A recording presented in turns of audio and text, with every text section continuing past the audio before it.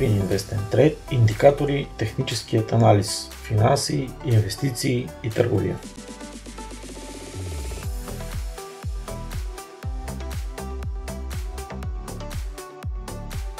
Индикатори. Какво представляват индикаторите? Индикаторите са статистически данни, използвани за измерване на текущи условия, както и за прогнозиране на финансови или икономически тенденции. В света на инвестирането индикаторите обикновено се отнасят за модели на технически диаграми, проистичащи от цената, обема или отвореният интерес към дадена ценна книга. Общите технически индикатори включват пълзящи средни, дивергенция на пълзящата средна, индекс на относителната сила, балансов обем и много други. В икономиката индикаторите обикновено се отнасят за части от икономически данни, използвани за измерване на цялостното състояние на икономиката и прогнозиране на нейната посока. Те включват индекс на потребителските цени, брутен вътрешен продукт и данни за безработицата. Това ще разгледаме заедно с фундаменталният анализ. Ключови изводи. Индикаторите са статистически данни, използвани за измерване на текущите,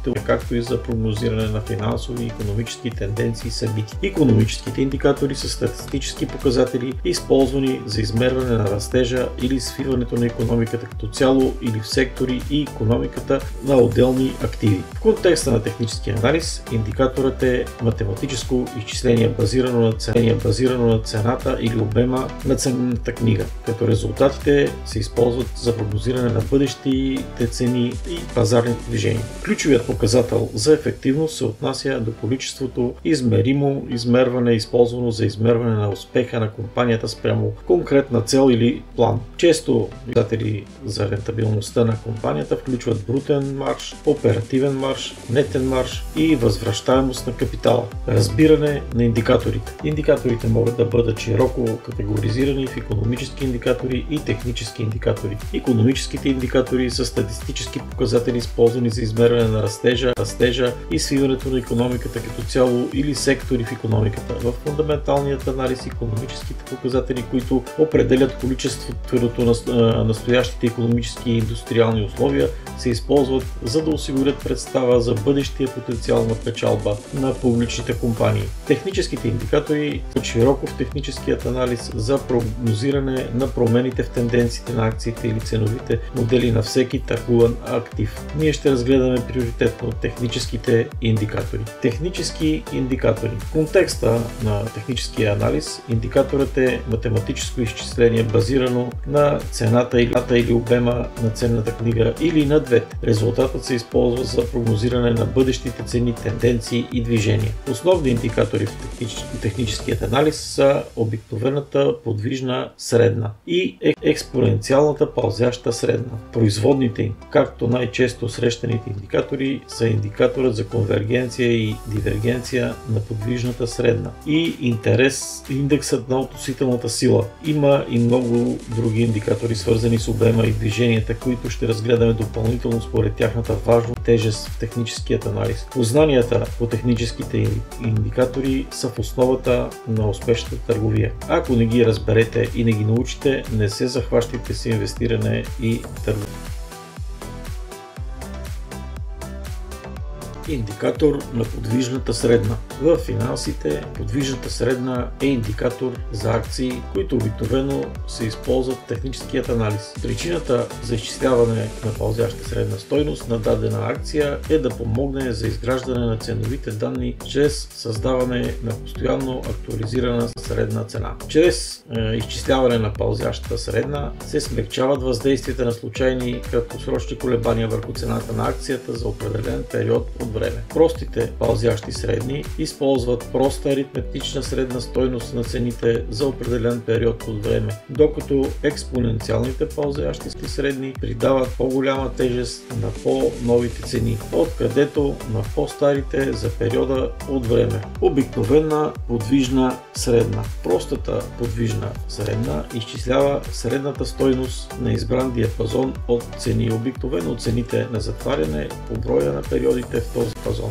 Простата пълзяща средна е аритметична пълзяща средна, изчислена чрез добавяне на скорошни цени и след това разделяне на тази цифра на броя на периоди от време в изчислената средна стойност. Например, може да се добави цената на затваряне на ценната книга за определен брой периоди от време и след това да се раздели тази обща сума на същия брой периоди. Краткосрочните средни реагират бързо на промените в цената на основната ценна книга, докато дългосрочните средни реагират по-бавно. Има и други видове подвижни средни, включително експоненциалната подвижна средна и претеглената подвижна средна. Експоненциална пълзяща средна. Експоненциалната пълзяща средна е вид пълзяща средна, която придава по-голяма тежест и значение на най-новите точки от данни. Експоненциалната подвижна средна се нарича още експоненциално претеглена подвижна средна. Експоненциално претеглена пълзяща средна реагира по-значително на скорошните промени в цените, отколкото обикновената пълзяща средна или проста пълзяща средна, която прилага еднаква тежест към всички наблюдения в периода. Индикаторът за конвергенция и дивергенция на подвижната средна. Този индикатор се основава на предположението, че тенденцията на цената на търгуван актив се стреми да се върне към тренд линията. Пълзяща средна, конвергенция, дивергенция е технически индикатор, който помага на инвеститорите да идентифицират ценовите тенденции, да измерват импулса на тенденцията и да идентифицират точките за влизане на пазара за покупка или продажба. Пълзяща средна, конвергенция и дивергенция е индикатор за импулс, следващ тенденцията, който показва връзката между две експоненциални подвижни средни на цената на ценната книга и обемите за продажбите в същия момент. Тя е разработена през 10-те години от Джералд Апел. Това е, може би, един от най-важните индикатори, тъй като съчетава в себе си няколко подвижни средни плюс индексът на относителната сила. Индексът на относителната сила сравнява размера на последните печалби с последните загуби, за да определи импулса на цената на актива, нагоре или надолу, използвайки инструменти като дивергенцията и конвергенцията. Как техническите търговци ще анализират диаграми на активите, търсейки модели, които ще посочват кога да купите или продадете разглеждания архив. Най-използваният RSI е Stochastic RSI, който комбинира възможностите на два осцилатора. Стохастичният осцилатор е индикатор за импулс. Сравняваш конкретна цена на затваряне на ценна книга с диапазон от нейните цени за определен период от време. Чувствителността на осцилатора към движенията на пазара може да се намали чрез коригиране на този период от време или чрез вземане на подвижна средна стойност на резултата. Използва се за генериране на сигнали за свръхпокупка и свръхпродажба, като се използва ограничен диапазон от стойности 0 до 100%. Stochastic RSI. Стохастичният RSI е индикатор, използва технически анализ, който варира между 0 и 1 или 0 и 100 на някои платформи и графики и се създава чрез прилагане на формулата на стохастичният осцилатор към набор от стойности на индекс на относителната сила, използвани от същия осцилатор стойности. Стохастичната формула дава на търговците представа дали текущата RSI стойност е свръхпокупена или свръхпродадена. Стохастичният осцилатор, комбиниран с относителната сила, е разработен за да се възползва от двата индикатора на импулси и да се създаде много по-чувствителен индикатор, който е настроен към историческото представяне на ценна книга, а не към обобщеният анализ на промяната на цените в даден момент. Това е перфектната комбинация между двата осцилатора по-горе. Хайкен Аши. По-добър и усъвършенстван свещник. Хайкен Аши означава средният бар на японски. Техниката Хайкен Аши може да се използва заедно с диаграми с свещи или изцяло да замени стандартните свещници за модели на диапазони над 1 час. Когато търгувате с ценни книжа, за да забележите пазарните тенденции и да предвидите бъдещите цени много по-лесно и много по-точно. Полезно е, защото прави диаграмите диаграмите са свещи, по-четими и по-лесни за анализиране. Например, търговците могат да използват диаграмите на Хайки Наши, за да знаят кога да останат в сделката, докато тенденцията продължава, но да излязат, когато тенденцията спре и се обърне. Повечето печалби се генерират, когато пазарите са в тенденция, така че правилното прогнозиране на тенденциите е необходимо. Хайки Наши изчиства всички шумове и в комбинация с други индикатори е незаменим и точен помощник. Индикатор Ichimoku Glow. Облак на Ichimoku. Облакът Ichimoku е колекция от технически индикатори, който показва нива на подкрепа и съпротива, както импулс и посока на тренда. Той прави това, като взема множество средни стойности и ги нанася върху диаграмата. Той също така използва тези цифри, за да изчисли облак и да изчисли облак, който се опитва да прогнозира къде цената може да намери подкрепа или съпротива в бъдеще. Облакът Ichimoku е разработен от Гоичи Хосада, японски журналист, и е публикуван в края на 60-те години. Той предоставя повече точки и данни от стандартната диаграма със свещи. Въпреки че изглежда сложно на пръв поглед, тези, които са запознати с това как да четат диаграмите, често го намират за лесно разбираем, с добре дефинирани сигнали за търговия. Работи перфектно в комбинация с Индикатор за обем. Обемът е сумата на актив или ценна книга, която сменя собственика си за определен период от време, често в хода на търговския ден. Например, обемът на търговия на акции се отнася до броя на акциите, търгувани между ежедневното отваряне и затваряне на борса. Обемът на търговия и промените в обема с течение на времето са важни входни данни за техническите търговци. Осцилаторът за обем измерва обема чрез измерване на връзката между две подвижни средни. Индикаторът за обем, осцилатор, изчислява бърза и бавна подвижна средна стойност за обем. След това разликата между двете, бързо пълзяща средна за обем минус бавна пълзяща средно за обем, се изобразява като хистограма. Бързата подвижна средна стойност на обема обикновено е за период от 14 дни или седмици. Бавната подвижна средна стойност на обема обикновено е за 28 дни или седмици. Например, 5/20 или 5/20 са периоди за краткосрочна търговия. Хистограмата, подобно на осцилатор, се колебае над и под нулевата линия. Обемът може да даде добра представа за силата или слабостта на ценовата тенденция. Този индикатор изобразява положителни стойности над нулевата линия и отрицателни стойности под линията. Положителната стойност предполага, че съществува достатъчно пазарна подкрепа, за да продължи да стимулира ценовата активност в посока на текущата тенденция. Отрицателната стойност предполага липса на подкрепа, което показва, че цените може да стагнират и да се обърнат в ход надолу. Осцилаторът на обема трябва да се покачи при нарастващ пазар. Когато една емисия стане свръхкупена и започне да пада, осцилаторът ще обърне посока. Когато пазарът спада или се движи в хоризонтална посока, обемът трябва да се свие или задържи в една стойност. Осцилаторът за обем е част от индикатора на конвергенция и дивергенция. Балансов обем. Балансовият обем е технически индикатор за импулс на търговията, който използва обемен поток, за да предвиди промени в цената на акциите. Джозеф Гренвил разработва и предоставя показателя за балансовия обем в книгата си от 1963 година.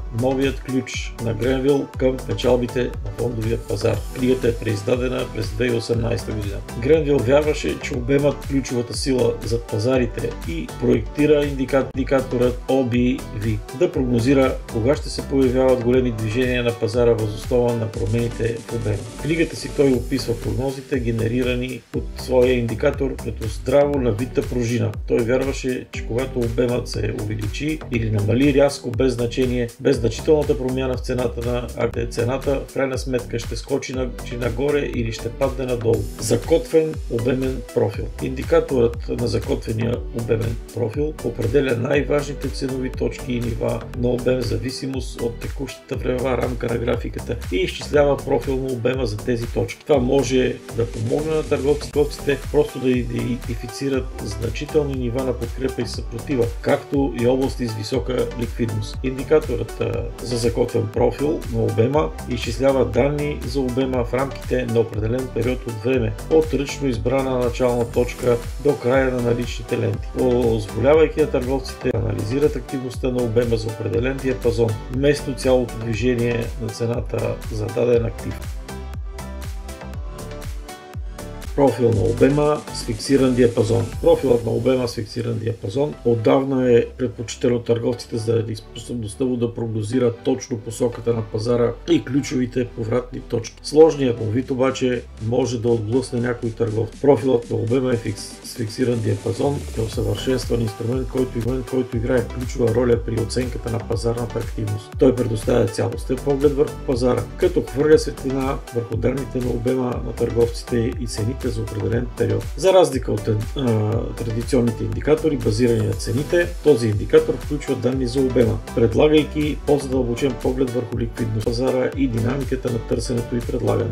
Профилът на обема с фиксиран диапазон предоставя разпределяне на търговската активност, предоставена от хоризонтални ленти на различни ценови нива в рамките на фиксиран диапазон. Обикновено от една ключова точка на суинга до друга. Например, суинг високо до суинг ниско. Той показва области с висока и ниска активност и помага на търговците да открият области, в които пазарът е прекарал значително време и където се е търгувало по-лесно. Индикатор среден индекс на посоката. Средният насочен индекс, ADX, е индексът за технически анализ, използван от някои търговци за определяне на силата на тенденцията. Тенденцията може да бъде възходяща или нисходяща и това се показва от два съпътстващи индикатора. Индикаторът за отрицателната посока и индикаторът за положителната посока. Следователно, ADX обикновено включва три отделни линии. Те се използват, за да се прецени дали дадена сделка трябва да бъде сключена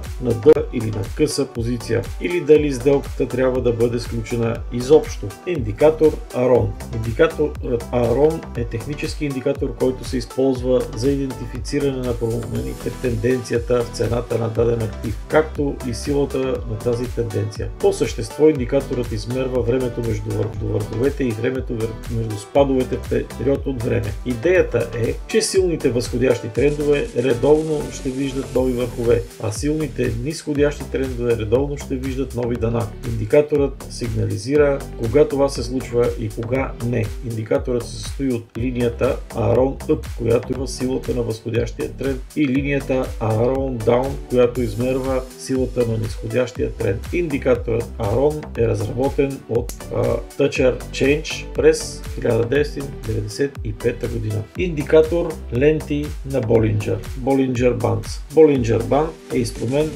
за технически анализ, дефиниран от набор от линии на тренд, начертани с две стандартни отклонения, положително и отрицателно, от простата подвижна средна на цената на ценната книга, но която може да се коригира според предпочитанията на потребителя. Bollinger Band са разработени и защитени с авторски права от известния технически търговец Джон Болинджер, предназначени да открият възможности, които дават на инвеститорите по-голяма вероятност да идентифицират правилно кога даден актив е свръхпродаден или свръхкупен. Индикатор линия за натрупване разпределение. Индикаторът за натрупване и разпределение е кумулативен индикатор, който използва обем и цена, за да оцени дали запасите се натрупват или разпределят. AD мярка се стреми да идентифицира различието между цената на акциите и обемния поток. Това дава представа по силна е тенденцията. Ако цената се покачва, но индикаторът пада, тогава това предполага, че обемът за натрупване или разпределение може да не е достатъчен, за да поддържа покачването на цената и може да настъпи спад на цената. Последователности на Фибоначи. Последователността на Фибоначи е разработена от италианския математик Леонардо Фибоначи през 13 век. Поредица от числа започва с 0 и 1 е непрекъснато нарастваща серия, където всяко число е равно на сумата от предходните две числа. Някои търговци смятат, че числата на Фибоначи и съотношенията, създадени от последователността последователност е важна роля в финансите, която търговците могат да прилагат с помощта на технически анализ. Индикаторите на база последователността на Фибоначи са едни от най-точните и най-използваните в техническият анализ. На тяхната база са изградени цели стратегии за търговия. Долният ред. Техническият анализ се опитва да идентифицира основните модели на покупка и продажба на акции или ценни книжа, които могат да предложат моменти за потенциални входни и изходни точки. Това се прави с помощта на техническите индикатори. По същество това са математически изчисления, които анализират исторически данни за цена и обем, за да предоставят обективни сигнали за покупка и продажба. Техническите индикатори се използват широко от търговци и инвеститори за анализиране на представянето на акциите и вземане на информирани решения. Въпреки че някои технически индикатори обхващат различни категории, те могат да бъдат общо групирани в 5 основни типа. Група първа – индикатори, следящи тенденция. Група втора – индикатори за импулс. Група трета – индикатори за волатилност.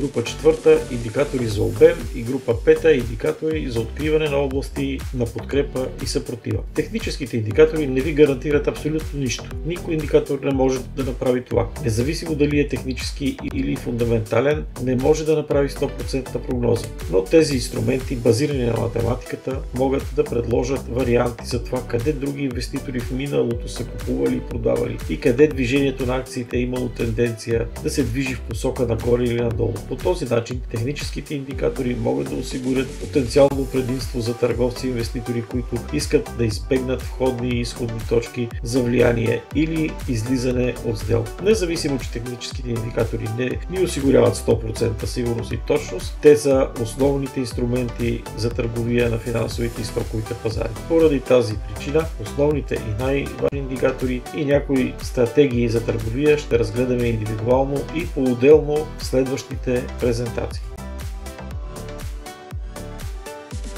Дребният шрифт FinInvest and Trade ви моли и ви препоръчва да бъдете напълно информирани относно рисковете и разходите, свързани с търговията на финансовите и стоковите пазари. Това е една от най-рисковите инвестиционни форми. Бъдете подготвени, търпеливи и внимателни. Ако решите да инвестирате, направете го първо на хартия с виртуални пари. FinInvest and Trade иска да ви напомни, че данните, съдържащи се в тези презентации, не са публикувани нито в реално време, нито са пазарна точка. Всички цени на акции, индекси, фьючерси, сигнали за покупка-продажба и цени са индикативни и не трябва да се ползват за търговски цели. Освен това, те не се предоставят от борд в реално време, а по същество са учебен материал, така че цените се различават от действителната пазарна цена, както и от пазарните условия в реално време. FinInvest and Trade или всеки, който е свързан с FinInvest and Trade, няма да поеме никакви отговорности за търговски загуби или щети в резултат на използване на пазарна информация, съдържаща се в тези презентации, включително